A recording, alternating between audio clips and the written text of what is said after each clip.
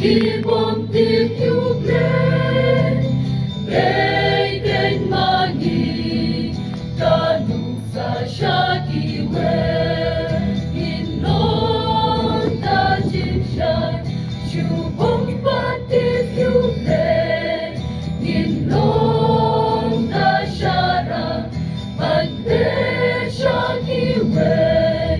Inon kamlu Balaban tenwa kung nungin ka no hapon ka siya Henrengin mo hautin penyen siya na Tulong kamlu hakitin batika Jing bang om ka jing kang ai jing shakri kan yai ne ban nang re bagi wei kim yo unu sa jong ni yin long ka jing shai shu om pa tip yu le yin long ka shara Magbeshakiwe, Yinom kamlu,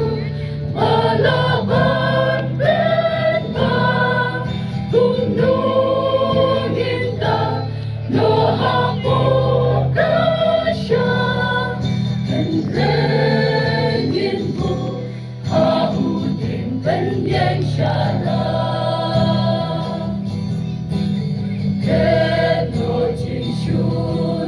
Reno ki jing bishni Jing wa urong Em kamen toyani Katin ugay Kahigay ban suri Banong bala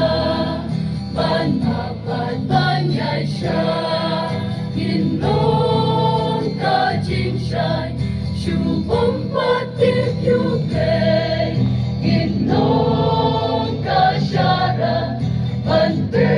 shakiwe, Inon